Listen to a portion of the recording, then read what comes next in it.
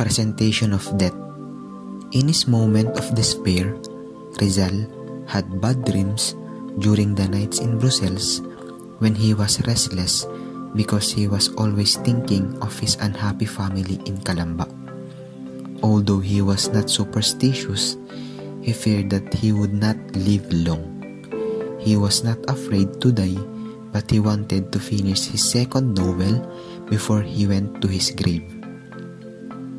This morbid presentiment of early death he divulged to Marcelo H. del Pilar in a letter, Brussels, dated June 11, 1890. And this is the summary of Rizal's letter to Marcelo H. del Pilar.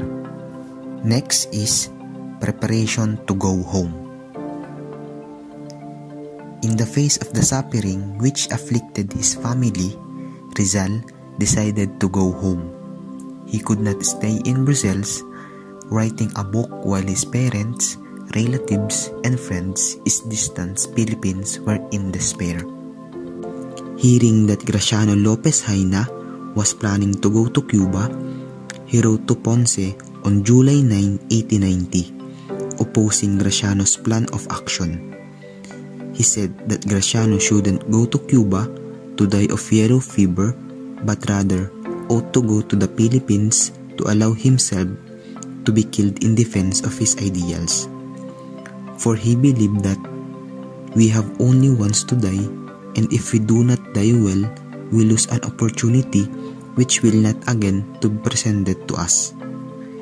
In another letter to Ponce, dated July 18, 1890, he expressed his determination to go home, but he said that the only thing that would stop him from going back was whether his parent would agree or not.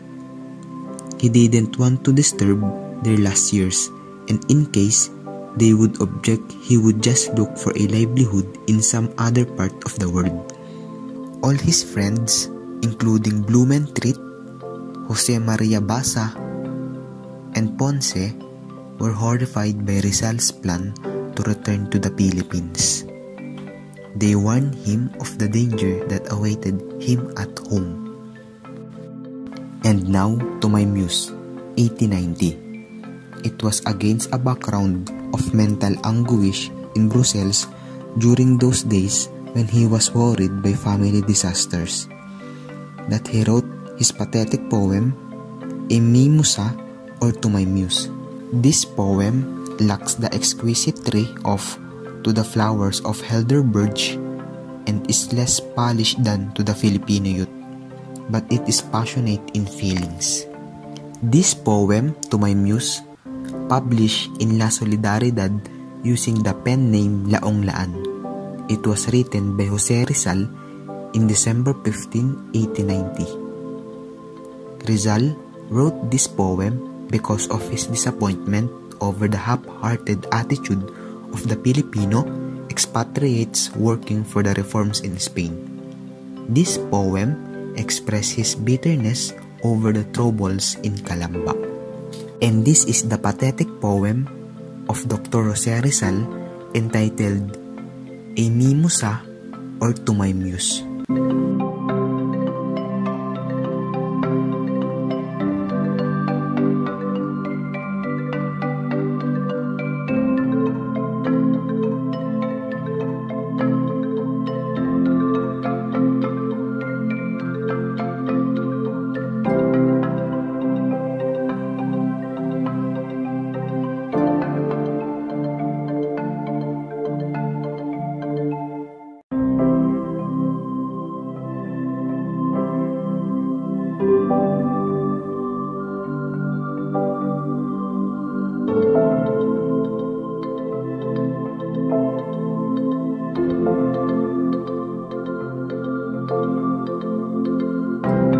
Always remember, guys, what Jose Rizal said.